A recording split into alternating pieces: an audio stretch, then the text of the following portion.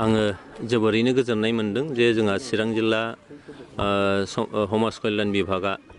दिनै थाइखाजरानि नैबे LP school फोथाराव गथ'सा सानखौ जोबोद कालारफुलै फालिनाय जादों आरो आङो चिरां जिल्ला समाज कल्याण बिभागखौ आङो साबायखर जासिगोन जे जोंहा पसन माह दानसे थांबाय मेल निउट्रिसननि सायाव हाबा मावनाय दा बेखौ जिबायदियै मोजाङै खामानि मावदों बियो सारा आसाम नाङैनो मोनसे बाख्नायथाव जादों आरो ससियेल वेलफेयार डिपार्टमेन्ट हिसाबै जिबायदि मोनसे हाबाफारि लाबाय थादों बेयाव जोंहा चिरां जिल्लानि समाज कल्याण बिभागनि जोंहा अफिसार बिथां सामेश्वर मुसाहारि दं बिथांनि दैदेननायाव सारा जिल्ला नाङै जिबायदि हाबाफारिफोर लाबाय थादों बे जोबोद मोनसे बाख्नायथाव आरो बेबायदि थांबाय थायोब्ला जे सरकारनि जे आसनि जोंहा दङ बे आसनिया जोबोद मोजाङै मावफुंजागोन जोंनियाव मेल निउट्रिसन निस्सय जानाय नङा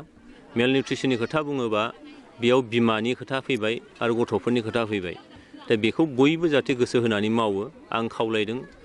ससियेल वेलफेयार डिपार्टमेन्टजों सोमोन्दो थानाय गासै अफिसार्स बेयाव नोङो कअर्डिनेटर दङ सुपारभाइजार दङ वार्कार हेल्पारफोर दङ गासैबो जाहाथे बेयाव गोसो होनानै खामानि मावगोन आरो लोगोसेयैनो जोंनो समाजखौ मोजां जुदि लुबैदोंबा बेयाव जोंनि अफिसार्सफोरखौल' नेनानै थाबा जानाय नङा सोरबा वार्कारनि सायाव नेनानै थाबाय जानाय नङा जोंनि समाजानो सांग्रां जानांगोन न'खरानो सांग्रां जानांगोन जाहाथे जोंनि देशनि भबिसतआ बा बिश्वनि भबिसत जोंनि उन्दै उन्दै गथ'साफ्रा जाहाथे सांग्रां जायो बेखायनो आङो खावलायदों जे जोंनि बिमा माहारिया सांग्रां जानांगोन जवाहरलाल नेहरु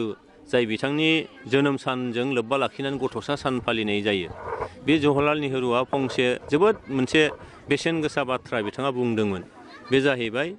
जे समाजखौ फोजाखांनोबा आइजोआसो हागोन आरो जाय आइजोआ गावनो सिरि मोनग्रोनांगोन जै खेबसे आइजोआ सिरि मोनबाय न'खरा जौगागोन समाजा जौगागोन आरो हादोरा दावगागोन बे जोबोद मोनसे ओंथि गोनां बाथ्रा बियो बेखायनो आं खावलायदों जे जोङो जिहेतु ससियेल वेलफेयार डिपार्टमेन्टआव दिनै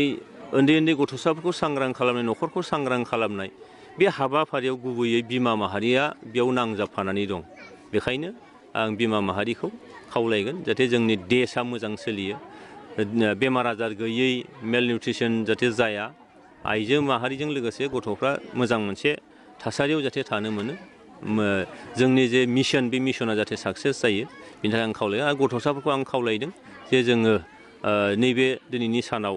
जोङो बयबो जाहाथे सांग्रां जागोन आरो जोंनि भारतनि गिबि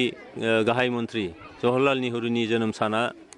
गथ'सा सान फालिनाया जाहाथे आद्रियै थाङा मानोना उन्दै उन्दै गथ'साफोरनि थाखायनो बे सानखौ फालिदों फालिनायनि गुदिया बेनो जे नोंसोरखौ हादोरनि समाजनि आरो मोनसे न'खरनि जिथु भबिसत होननानै बुंदों इयुन होननानै बुंदों जाहाथे नोंसोरबो बिनि बागै सांग्रां जायो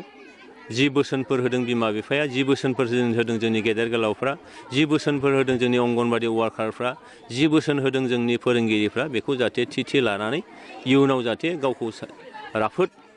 फरायसा महरै बा राफोद नोगोरारि महरै गायसननो नाजायो आं बेखिनिखौनो खावलायबाय बेयाव आं बुंखाबायानो जे जोंनि जायफोर खिलिजेननाय गाजा बियो जोबोद माने मा होनदों बेखौ जोबोद गोरलैखाय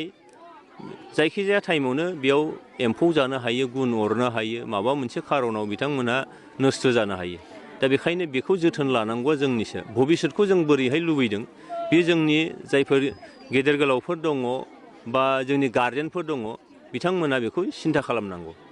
दा जों जेरै जोथोन लागोन बेबायदिनो जों फिथाइ मोनगोन राइट टु इडुकेसन उन्दै गथ'साफोरा सोलोंथाइखौ मोनथारनांगौ होननाय मोनसे राइट्स दं नाथाय दिनैसिमाव माने सोरनिबा न'खरफ्रा ओरैबायदि गाज्रि जानायनि जाहोनाव स्कुलाव फैनायफ्रा मोनसे सिमां बेबायदि जानानै दं दा बियो बाथ्राया सोनारबाय जे सांग्रांथिया बेसेबां जोंहा समाजा बेसेबां सांग्रांथियाव दङ आरो न'खरा बेसेबां सांग्रां दा न'खर होननानै बुङोबा गोबां माखासे गोरिब न'खरफोर दङ जायफ्रानाखि सोलोंथाइनि सोमोन्दै सांग्रां नङा आरो दिनै सोलोंथाइया फ्रि जाबाय अब्लाबो जोंनि बिमा बिफाया सांग्रां नङा समाजा सांग्रां नङा दा जोङो जायफोर लेखा गोरों जायफ्रा मेगन गुनु समाजनि रागाव सारनाय बिथांमोनाबो सानो जे आंनि उसुङाव मैला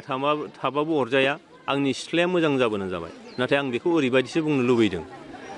सिथ्लाया जोबोद सिखोन साखोन साफा जाबाय नाथाय उसुङाव जुदि माबा मोनसे मोनामनाय बुस्थु थायोब्ला सिथ्लायावबो बे मोनामनाया फैयो। दा बेखायनो जों बयबो गामिनि गथ' मालायनि गथ' होननानै लायालासिनो आंनि गामिनि आंनि ओनसोलनि, मानोना बे सोरबा सासे गथ'आ गाबोन गाज्रि जायोबा ओनसोल नाङै बदनाम थांगोन। सोरबा सासे गथ'आ मोजां गियान मोनाबा बे अगियाना हयथ' गाबोन नोंनियावबो फैनो हागौ। आखला मोजां जायाबा नोंनियावबो गोसारनो हागौ। बेखायनो जों बयबो जोथोन लानांगोन। नाथाय देरफुबाय थानाय समावनो माखासे सिलु सोबनानै गाज्रि जायो। बेनि खेथ्रआव माबायदि सांग्रांथि दायथ' दंमोन लानांगौ होनना सानो? सिलेक्टजों लोब्बा थानाय नुयो सार माखासे गथ'साफोरखौ ओमफ्राय बे बिषयाव बेखौनो बुंबाय आङो जे जोङो मेगन गुनुफ्रा जेरैबो नायजोबनांगोन। समाजखौ जायफोर दैदेनदों बियो गावनि होननानै साननानै लानो हागोन गासैबो गथ'फोरखौनो। आरो बेयाव गाज्रिखौ गाज्रि होननानै जोङो बोरैहाय बिनि रिमेडियेल मेजार लानो हायो, फोसाबनो हायो, बिनि थाखाय जों बयबो नाजालायनांगोन। दा जों नुयो जे मालाबा जे गावनि गथ' नङा, गावनि ओनसोलनि नङा होननानै जोङो बेखौ ओरैनो थांगारहोयो। नाथाय दिनै बै नोङो स्लाम ओनसोलाव थानाय गथ'साफोरखौ लानानैबो बा बबेबा नोङो लामा सामा बेरायग्लांनानै थानाय ओरैनो थागारनाय गथ'साफोरखौबो दिनै भारत सरकार, आसाम सरकारा माखासे आसनिफोर दङ जे बिथांमोनखौ जायखिजाया 100आव 100% गथ'साफोरनो फ्रि अफ इडुकेसन होनाय, बिनि थाखाय मोनसे राहा लानांगौ।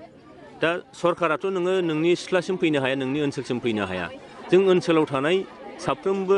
मेगन गुनु समाज सिबियारि बे गासैबो जों जोथोन लानांगोन आरो जों सरकारखौ मदद होनो हानांगोन। जोंनि अफिसियेलफोरखौ जोङो मदद होनो हानांगोन, अब्लासो जाफुंसारगोन। आरो बिनि इनफरमेसनफ्रा जोंना थालायनांगोन, होलायनांगोन, अब्लासो बे जाफुंसारगोन। बेफोरनि थाखाय गैया खालामनो हागोन।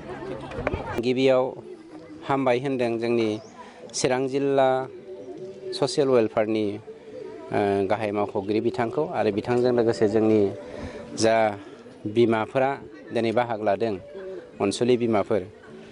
बिथांमोना जा मिजिंजों दिनै गथ'सा सानखौ फालिनो थाखाय आवगायबोदों आरो जा जोङो मिजिंजों जोंनि बर' हारिनि जा इयुन जोलैखौ दाखांनो थाखाय बे गथ'सा सान फालिनायनि गेजेरजों जों थुलुंगानायनि मोनसे हाबाफारि लादों। बे स्पेसियेलि बाख्नायजाथाव मोनसे हाबाफारि। गोबां बोसोर हयथ' बिदि गामि ओनसोलाव गथ'सा सान फालिनायखौ जोङो मोननो हायाखैमोन। खिन्थु कभिडआव जों माने आरो माखासे जोंहा टेनसन दङमोन ससियेलि, पलिटिकेलि जोंनि गेजेराव डिसइउनिटि जानायनि जाहोनाव, मिसआन्डारस्टेन्डिं फैनायनि जाहोनाव बेफोरखौ जोङो वाइडलि फोसावनो हायाखैमोन। खिन्थु जा थांखिजों दिनै जोंनि समाजा आवगायबोदों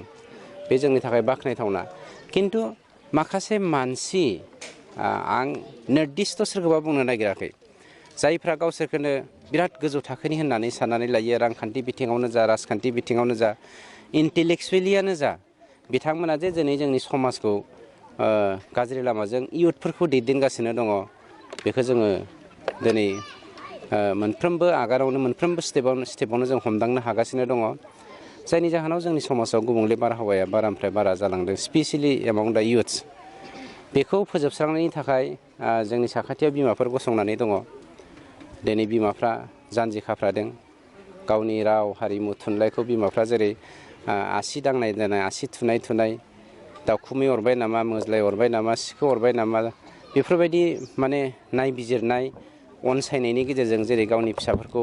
दाखांदों, लुखांदों, समाज दाखांनायनि बेलायावबो बिथांमोना दिनै आवगायबोदों। बेखायनो जोङो बाख्नायनायनि मोनसे सम फैगासिनो दङ।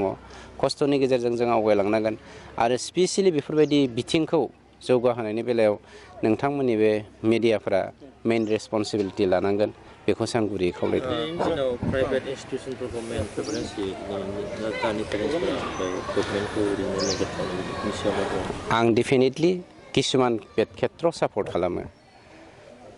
आं 21 बोसोर फोरोंगिरि मावबोनाय मोनसे एक्सपिरियेन्सनि गेजेरजों बुंनो नागिरदों। मोनसे समाव जोंनि साहित्य सभानि दैदेनगिरिफोरानो जा,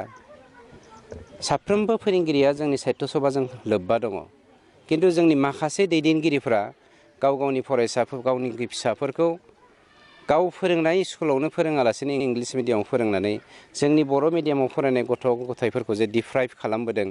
बे बाथ्राया सैथो। जायनि जाहोनाव जोंनि बिमाफ्रा दिनै जोंनि मास्टारफोरनि सायाव भरसा गैयै जादों। बेखौ आंबो सासे फोरोंगिरि हिसाबै मोनदांबोदों। इभेन आं ओरैबायदि समायखिरा लादोंमोन, आं आंनि फिसाफोरखौ मालाबाबो गुबुन मिडियामाव फोरोङा आंहा 7 फिसा हिन्जाव दङ 3खौ आं बर' मिडियामाव फोरोंदों लास्टाव फोरोंगिरिफोरनि माखासे माने मा होनो सानगोथे साननायनि थाखाय बर' मिडियामावहाय मोजां क्लास खालामैनि थाखाय आंबो लास्ट आंनि फिसाजोखौ इंलिस मिडियामाव सोनो बाध्य जादों बेफोरखौ जों फोसाबनांगोन साफ्रोमबोहाबो दायित्व दङ मिडियायाबो दायित्व दङ जोंनि इन्टेलेक्सुवेलफ्रा दायित्व दङ बिमाफ्रा दायित्व दङ बिफाफ्रा दायित्व दङ जोंनि मा होनो नेसनेल अर्गानाइजेसनफोर लाइक एबसु बर' साहित्य सभा फोरोंगिरि आफाद आबादारि आफाद बायदिसिना आफादफोर दङ मोनफ्रोम आफादाबो जुदि गावबा गाव रेसपन्सिबिलिटिखौ लानानै जों जुदि सेन्स सिस्टेमै गावजों गाव सोमोन्दो लालायलायनानै जुदि दावगालाङोबा आं होनगोन बर' समाजखौ दिनैनि दिनाव गाहायाव गादबनानै सोरबा जुदि गावसोरखौनो टप मस्ट इसोरा फाथायहरनाय हारि होननानै दा गड ड्रप्स आस होननानै बुंग्रा माहारिफ्रा जायखौ आं इनडाइरेक्टलि नोंथांमोननि मिडियानि जेरै बुंबाय बेफोरबायदि हारिया जोंखौ खिन्थु गादबनानै दोननो हानाय नङा आं चेलेन्ज खालामना बुंनो हायो सिगाङावनो आंनि सिबिनायखौ नोंसोरनो बावग्रोबाय दिनै 14 नभेम्बर गोथार सान उन्दैसा गथ'साफोरनि जोनोम सान फालिनाय जवाहरलाल नेहरुनि बे गोथार सानाव जोङो सिडली चिरां आइसिएस प्रजेक्टनि जानानै जोङो दिनै थाइखाजरा अंगनवाड़ी सेन्टाराव बे उन्दैसा गथ' सान फालिनाय प्रग्रामखौ जों लाहार फाहारै लादों जोंहा फुंनि 8:30 बाजियाव जोंनि अनारेबल EM forest department BTG Kokrajhar बे रन्जित कुमार बसुमतारी एक्जिकिउटिभ मेम्बार सारा जोंनि दिनैनि बे गोथार साननि हाबाफारिखौ बेखेवजेनना होदों आरो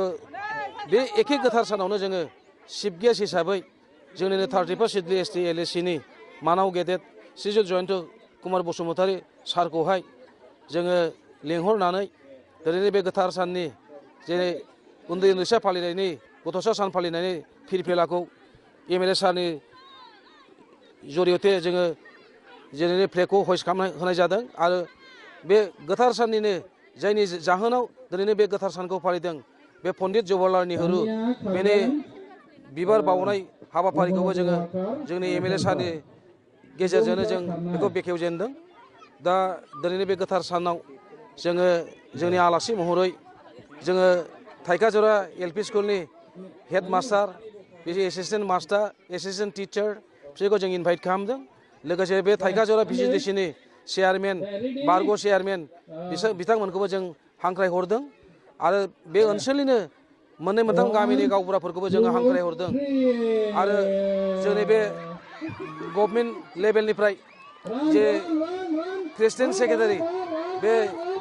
आफादगिरि नेहाथारि बिथांमोनखौबो दिनै बे गोथार सानाव जों हांख्राय हरदों दा बे फुंनि बाहागोनि जेनाखि जोंना बे इनागुरेसन खालामनाय इनागुरेसन सेसन फिरफिला बिरहोनाय बिबार माला बावनाय बे हाबाफारिया जोबनानै जों बागुरुम्बा डेन्सनि गेजेरजों जोंनि चिफ गेस्ट सारखौ बरायनानै दिनैनि बे गोथार साननि जेनाखि हाबाफारि बे गेम्स एन्ड स्पर्ट्स जेनाखि खेला गेलेनाय आयदाफोरखौ जों आरम्भ खालामबाय बे खेला गेलेनाय आयदा जोबनाय लोगो लोगो जोंहा आरोबाव जोङो जोंनि बे फंबाय बिनानावमोननि थाखाय बा जोङो अंगनबादि वार्कार हेल्पार बिसोर सुपारभाइजार बयनिबो थाखाय जोङो कालचारेल प्रग्राम माने आखायाव लानाय जादों